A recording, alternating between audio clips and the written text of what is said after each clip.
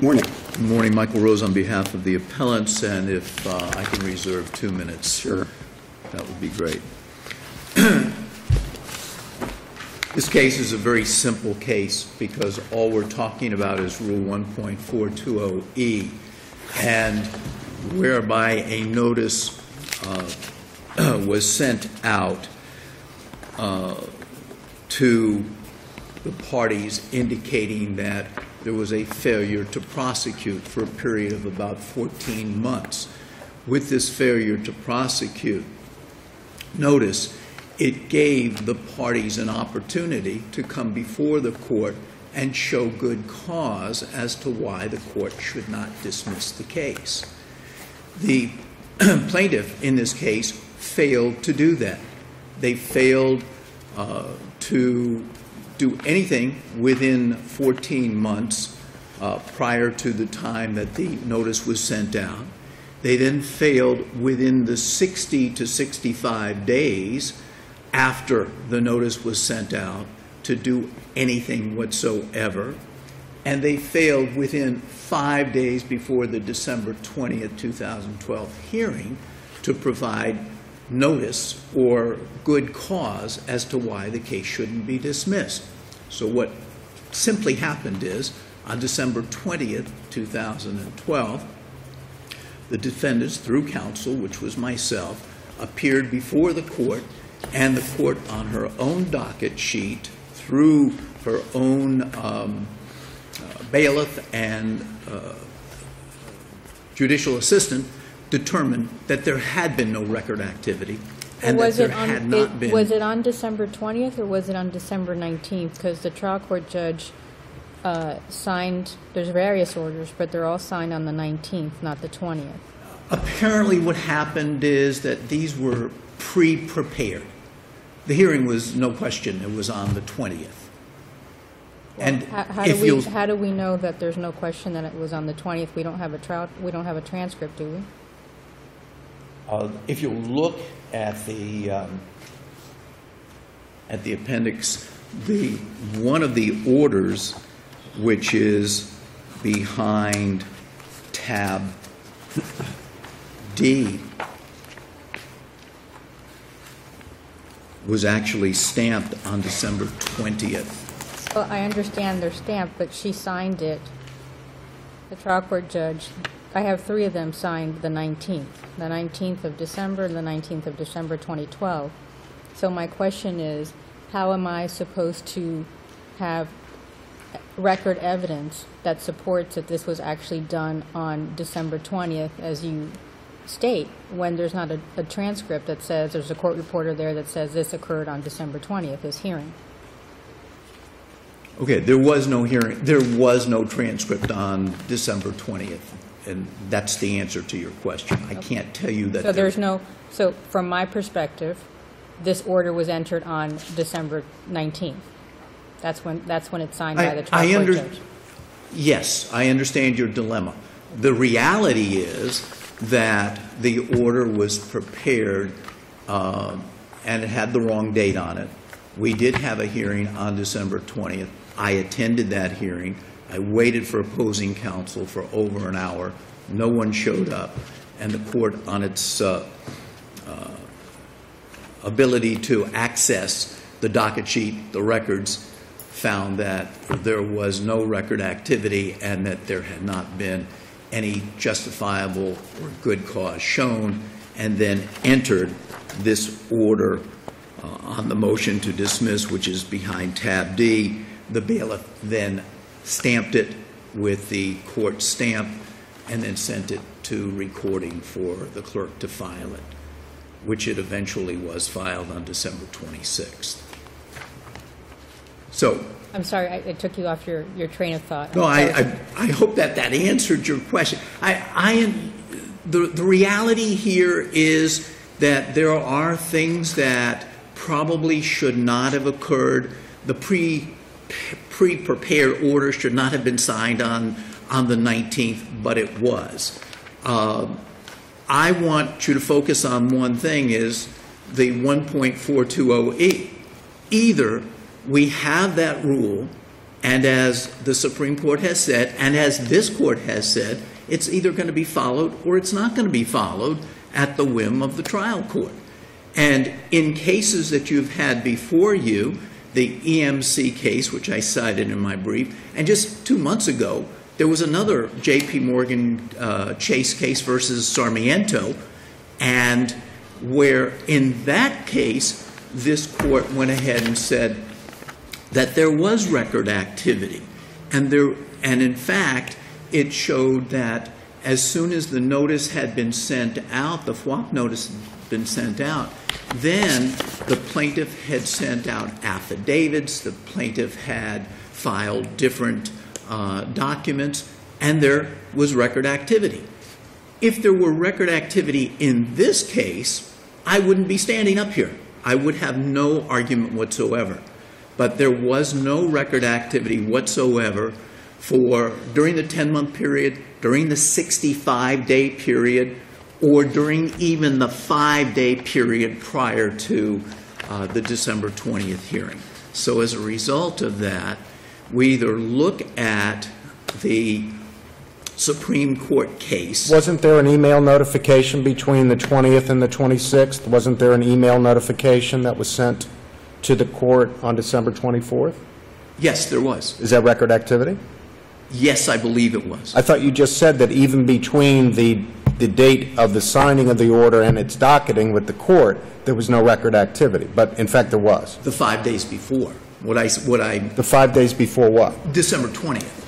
5 days before December 20th. Yeah, the way I understand the FWOP notice went out October 17th? Correct. So when should the hearing have been held? Is it 60 days or 65 days later? I think 65 days. And what is 65 days from October 17th?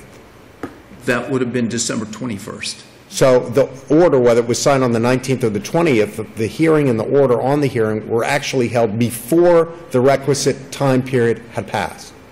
1 day. Well, it still was. So is it a nullity?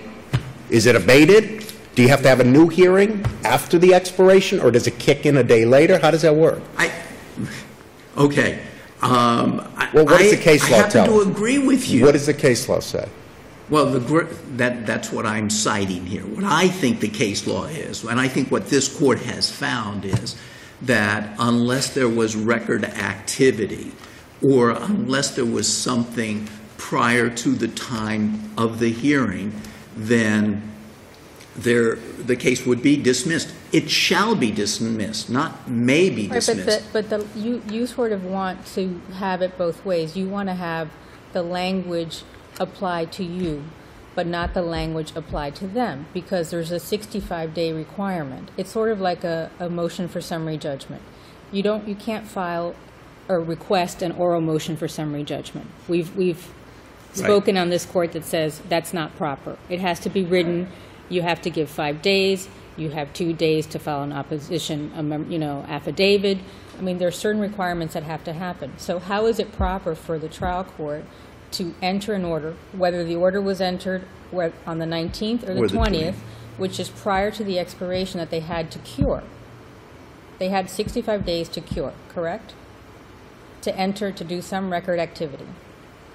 From October 17th. And that expired on December 21st, because you have 5 extra days, correct? Because of the mailing. That is correct. Correct. So how is it appropriate then? Isn't, in essence, the order that was entered by the trial court, and it's a voidable order? It's not proper. I agree with you, only because with regard to the voidability of the order. But what I'm stating and what I have argued here is that we came to court on December 20th. Nobody showed up, but more importantly, there was not any record activity. There was nothing that showed good cause. You have to, in writing, well, technically, they had until the 21st. To the following day. Correct. I mean, but they didn't do it either. Well, it's sort of what came first, the chicken or the egg. It's irrelevant because the trial court entered an order that is voidable. How can it possibly be an order that we should affirm? when it's entered prior to the strict mandates of this rule that says you have 60 days plus 5 days for mailing. If in fact they would have come in and filed on December 21st, if they would have filed anything and said, you know, we're timely and we have filed something with regard to, we have good cause why this case shouldn't be dismissed, okay, that would be okay. Beyond that, they never filed anything that indicates that they have good cause. But they filed something. There was record activity prior to this order being rendered. Yes. Correct? Yes, just as I said to Judge Emis. But they never showed any good cause. They never showed and that's not good cause, by the way. That's record activity. And that record activity had to be done within the... But as Judge Cardone said, at the end of the day, we don't... The Supreme Court has made it clear that record activity could be, you know, sending in a letter or anything. It says hello, it was okay. Correct. That's what she said, and, right. and she's correct. So do you have a case that says that record activity prior to the order being rendered makes it improper? Prior to the order being... Or subsequent. Oh, subsequent. I'm sorry. Okay. The answer is no. The only thing that I have is what the bright line test is from the Supreme Court in the Kempstock case, and then what we have here, where you've visited this on several occasions with regard to what you've accepted as record activity. Mr. Rose, we've taken you over, but let me just, so I'm clear from your brief and your argument is it doesn't matter whether the court's order was voidable because they still didn't file something within the requisite number of days required by the rule. Therefore, they should be out. Am I correct? That's my argument today. However, I do understand that it could have been a voidable order. Right. The December 20th. But your argument, if I'm gathering right, your argument is it doesn't matter. It doesn't matter that it would be a voidable order because they still didn't comply with the time. Therefore, an order should be entered saying you're not here. Your Honor, I agree. And what I would have had to say is had they gone in and argued, you know what, this is a voidable order because we came in and we filed something. Understand. Thank you very much. You'll still have a couple of minutes for rebuttal. Great. We've taken you over. Thank you, Counsel? Mr. Rose. Thank you, Mr. Rose. Good morning. Good morning. Visa Court, Susan Capote on behalf of the appellee, J.P. Morgan Chase Bank. Your Honors, the order granting the 1.540 motion and vacating the prior order should be affirmed. To start, the standard of review on a 1.540 motion, which is what we are here for today, is gross abuse of discretion. And there has clearly been no gross abuse of discretion in this particular matter. Number one, the December 24th order, while this was something that was not pled, it was actually timely when looking at the rule, which is not 65 days, but 60 plus 5 days, which takes into account the dates on which the 60th day falls, if it's on a weekend or a holiday. Number two, because the hearing and the orders, multiple orders, were entered prior to the lapse of the 60-day period, which in and of themselves create record activity. And as a result of that, Your Honor... Wait, go back and say that to me again. That's an Under the Shamrock case, there is language in the Shamrock case that defines what record activity is. And it's both rules require record activity. This was talking about Wilson. Right. Both rules require record activity defined as the filing of pleadings, order of court, or otherwise. So even the order itself So your argument constitutes is some even though record the activity. court entered an order that is voidable, that's record activity? To the extent that they're voidable, to the extent that if the court were to find that they weren't voidable, they would be record activity. Interesting. But yes, Okay. they are voidable. Gotcha. Your Honor, backing up, the FWAP was issued on October 17th. There is no dispute there. The 60 days lapsed on December 16th, which was a Sunday. Therefore, the date that the 60 days lapsed was really the following Monday, the 17th. December 17th plus 5 is December 22nd, which is a Saturday. Therefore, the 60 plus 5 days lapsed on December 24th when that email designation was actually submitted. That aside, even by the calculations agreed upon by Kairo Bayfront, even if the court applies the 65 days, the earliest day would have been the December 21st. However, the court held a hearing either on the 19th or on the 20th, which was before the 60 days lapsed. The fact that Chase did not submit good cause prior to that hearing date is irrelevant, because what triggers the need for the show cause is if there has been no record activity during the prior 10 months and there is no record activity in the subsequent 60 days. The 60 days had not lapsed. The court instead entered an order, 2 orders on the 19th, one indicating that the case would proceed on its merits, and another one indicating that it was dismissed. What Chase had, presumably, in its possession was the one that the case would proceed on its merits. At that point, there was no need to submit something else on the 21st. We don't know if it would have. It nonetheless submitted something on the 24th, which technically would still be timely. Now, when the court considered these issues in the March 2013 hearing, it determined in and of itself that the way that the facts of this case had laid out, there were some issues with the orders that, as a result, therefore, it would vacate the prior order that it had docketed, because it wasn't clear. The court weighed the facts, and it was she didn't remember which one was the one that she intended to submit, but she admitted that she signed them both. And as a result, because of the monster foreclosure calendars and so forth, she couldn't remember the specifics, and as a result said, no, this case will proceed on its merits. And this court should abide by that discretion of the court to look at what those issues were, what the facts were of this particular case at that particular time. Your Honor, that is really the entire argument, because but only one of the orders was rendered, correct? The one that found the one that granted the FOP.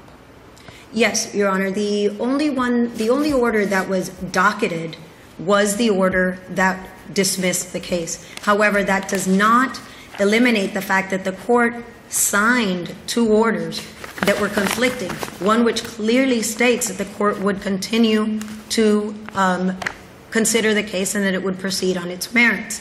And the judge, when looking at these 2 orders, couldn't explain why she had signed 2 orders. And there is no record to show what occurred at the hearing that Chase purportedly failed to appear. It could be a possibility, many possibilities. There may have been 2 hearings that same day. Maybe one at one time and one at another. We don't know. The court clearly entered 2 orders, and she didn't remember why. Now, opposing counsel indicates that he was present at one hearing and that the court looked at a docket and made all sorts of decisions. There is nothing in the record to suggest what the court contemplated, what the court looked at, why the court entered the order dismissing the case, just like there's nothing on the record to suggest why she submitted the one where she said that the case would proceed on the merits. But because these 2 conflicting orders were entered, and especially because they were submitted prior to the lapse of the 60-day period, the court entered the correct ruling by saying that she would vacate the order dismissing the case, because it is, while there is a bright line test, that bright line is not so clear in this particular case, because we don't know what Chase would have submitted on that 60th day had the 60 days been allowed to lapse. The hearing should have been held at a later time. Thank you very much, counsel. Thank you. Mr. Rose, any rebuttal? Give you about a minute. Just very briefly, there's a 5-day period of time in which either party has to come and show good cause in writing as why that case should be continued. That never happened. That just never happened. So this thing with the 60 days plus the 5 days, and therefore we filed timely on the 24th record activity, has nothing to do with the part of the rule that says that you have to, in writing, show good cause. They never have shown good cause. And so I'm going to leave you with the same admonition that Judge Schwartz said in the EMC case. The law is the law, regardless of how distasteful it may be or what the consequences are. This must be followed in the Rule 1.4208. Thank you very much. Thank you to both. Thank you both.